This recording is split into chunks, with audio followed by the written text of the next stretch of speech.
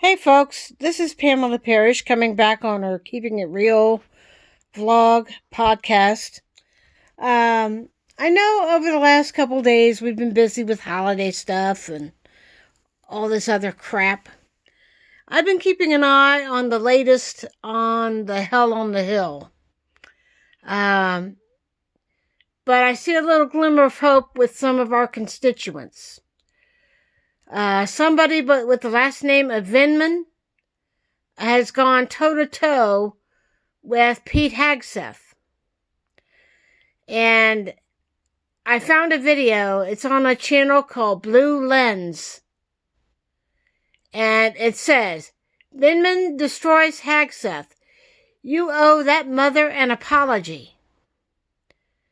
And it talks about all the things that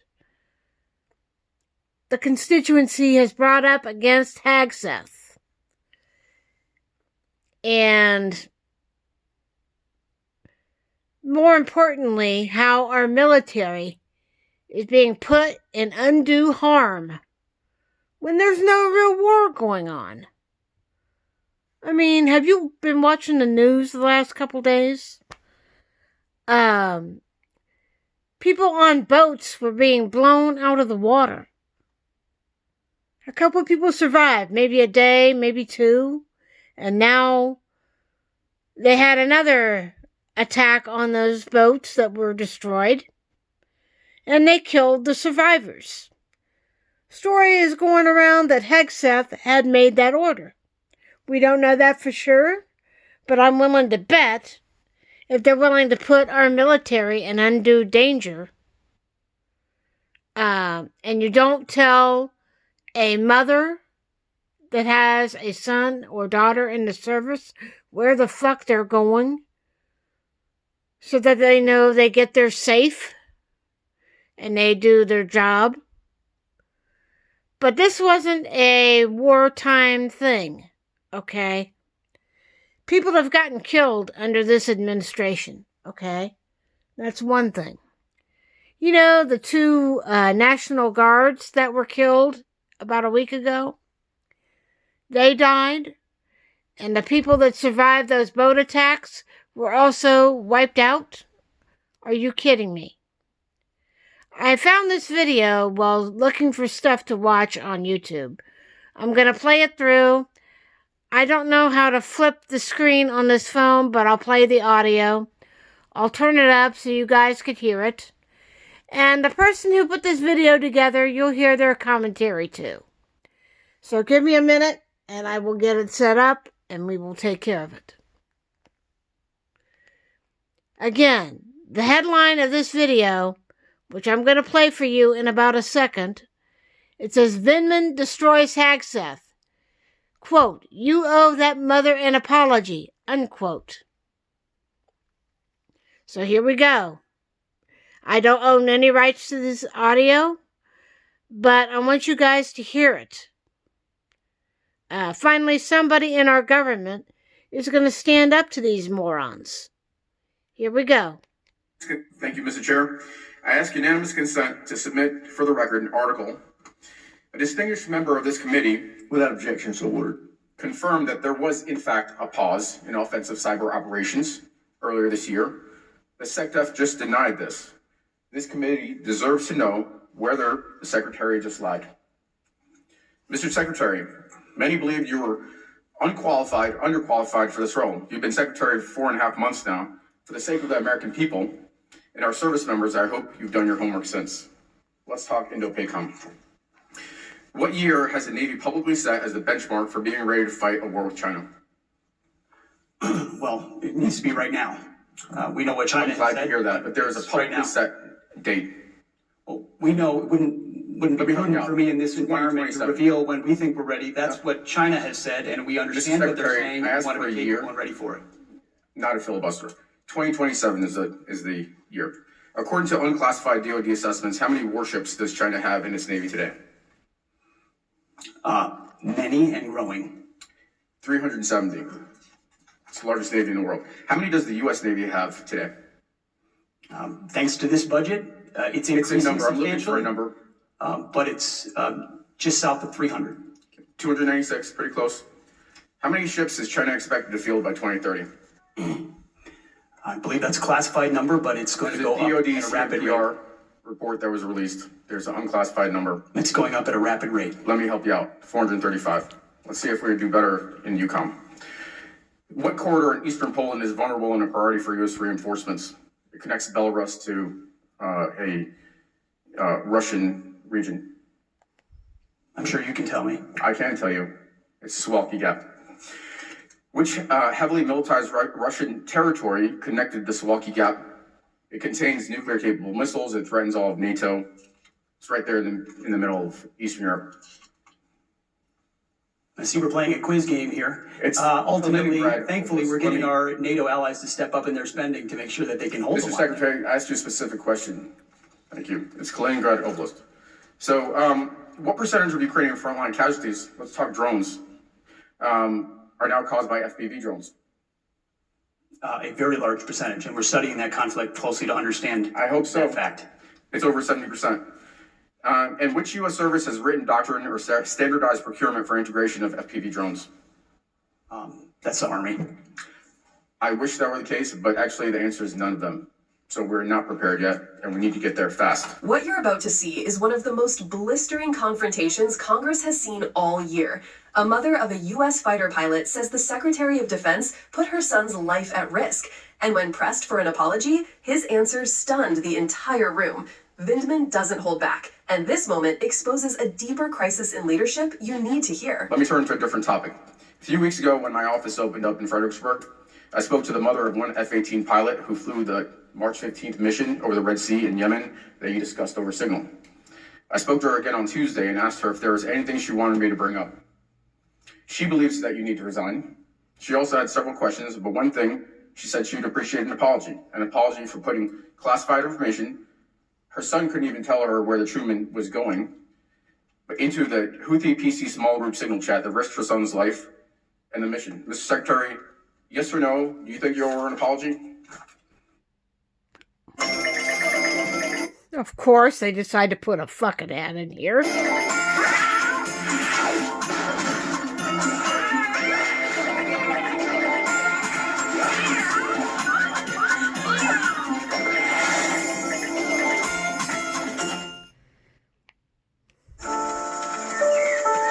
We're going to talk about that too.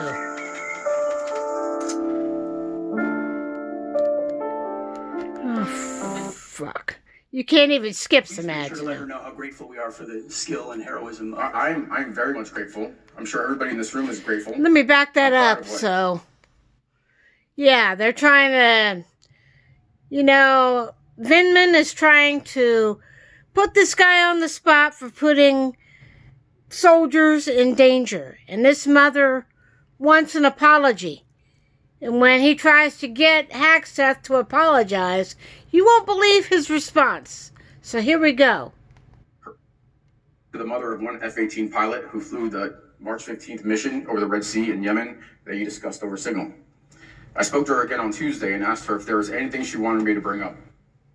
She believes that you need to resign. She also had several questions, but one thing, she said she would appreciate an apology for putting classified information.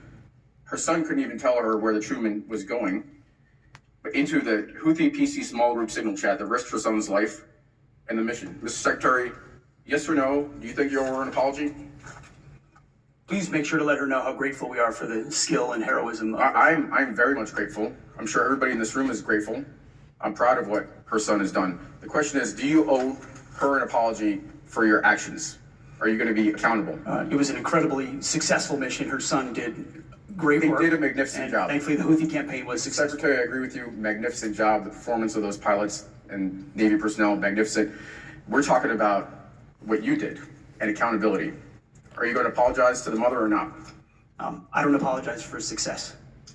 You don't apologize for putting her son's life in danger and for putting the mission in jeopardy. Well, that's really disappointing and not befitting the type of leadership that our troops and families deserve. It's frankly a stunning lack of OPSEC. Privates are trained to do much better than that. It was reckless. And it sounds like that accountability doesn't extend as far as the Secretary of Defense. So I think you should resign. The mother says she wants you gone. And with that, I yield back. What you just witnessed wasn't a routine oversight hearing moment. This was a clash about competence, accountability, and the very real human cost of decisions made at the highest levels of national security. Representative Vindman walked into this exchange with purpose. His tone wasn't casual, and his questions weren't random. They were calibrated, layered, and built to expose whether the secretary truly understands the weight of the job he holds. Vindman begins with what looks like a simple strategy: ask basic readiness questions. But in national security, basic questions are only basic to those who live and breathe these issues, and that's exactly the point. When a senior defense official hesitates or cannot clearly articulate publicly known figures, trends, or strategic risks, it raises a deeper concern. Do they truly possess the command of information needed to make life or death decisions? Vindman uses numbers, not as trivia, but as a mirror. He forces the secretary to confront the staggering growth of China's naval power, something America's own military leaders have been sounding alarms about for years. This isn't about embarrassing him, it's about exposing gaps. And then Vindman shifts, smoothly, deliberately, from capability to credibility. The questions about FPV drones, casualty percentages, and frontline realities in Ukraine force the hearing room to face an uncomfortable truth. The world is changing faster than America's defense bureaucracy is adapting. When Vindman points out that no branch of the U.S. military has formalized doctrine on FPV drone warfare, despite drones now accounting for more than 70% of frontline casualties, he's revealing a vulnerability that could cost lives in future conflicts. But the heart of this moment lands when he brings up the mother. This wasn't political theater. This was a representative carrying the voice of someone whose son risked his life under orders connected to decisions made by the very man he's questioning. Vindman forces the secretary into a moral corner. When you mishandle classified information in a way that could endanger troops, do you take responsibility? Do you apologize? Do you show humility? The mother's request is not unreasonable. It's profoundly human. She wants acknowledgement that her son's safety should never be jeopardized by poor judgment from someone she's supposed to trust. Instead, the secretary dodges. He leans on the success of the mission, not the risk created by his own actions. It's an answer that may look polished on paper, but in that room, it felt hollow, because mission success doesn't erase the recklessness that came before it. Vindman's frustration isn't about politics, it's about leadership. Real leadership owns mistakes. Real leadership recognizes when service members pay the price for decisions made in Washington. Real leadership apologizes because humility is not weakness, it's the foundation of trust.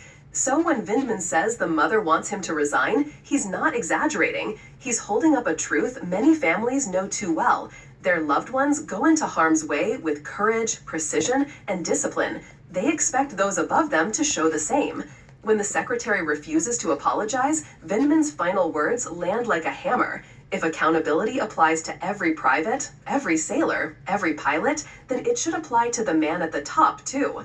This moment is a reminder that national security isn't an abstract debate. It's the story of real people, pilots, soldiers, families, who live with the consequences of every classified message, every strategic misstep, every failure of judgment. And the question Vindman leaves us with is powerful. What kind of leadership does America truly deserve? If you want more breakdowns like this, commentary that goes deeper than the headlines and helps you actually understand the stakes, make sure to like, subscribe, and turn on notifications so you never miss an upload. Okay. That audio you heard is from the channel Blue Lens. I want to hear your opinions. You think Hagsetth, whatever he is, you think that Pete should step down? I think they should fire him. Because if that young man went into this particular exercise and gotten killed, would Hagsetth be sorry for what happened to this lady's son? I don't think so. He couldn't even give proper numbers. Vindman had everything right there. He knew the stats. He knew what was going on. He knew what China had. He knew what we had. Pete doesn't know jack shit. He doesn't understand the severity of the job. It's almost like sending them to Vietnam all over again. That's what this feels like. Vietnam all over again. And because of what he had done, he had sent our military to the lion's den to kill innocent people that were on those boats. And he even said to kill all the survivors. I believe that now. Especially when Pete cannot give concrete numbers. He can't even apologize to the mother of one of the servicemen. Are you kidding me? Resign, Mr. Hagsetth. I'm telling you. Resign, resign, resign, resign. Or better yet, this committee should fire his ass, put him out on the street, and we go after Trump next. Because he's Trump's right-hand dude. I am so sick of what's going on. And I must give credit where credit's due. Vindman has stood up to Hagsetth. Put out clear-cut numbers. He knew everything. Go back and listen to the audio that I provided for you. And if you want to watch the video, go to the channel, Blue Lens. You can watch this as it's all going down, and you can watch it with the ladies' military. So, yeah, check it out. Blue Lens is the channel. Go and check it out. Blue, as in the color blue, Lens, L-E-N-S. Blue Lens is the channel. I think it's disgusting what Pete Hagsetth has done, and he should be held to account. He should be stripped of his job, fired, put out on the street, and we need to start cleaning out the rogues in the government because they don't know their fucking job.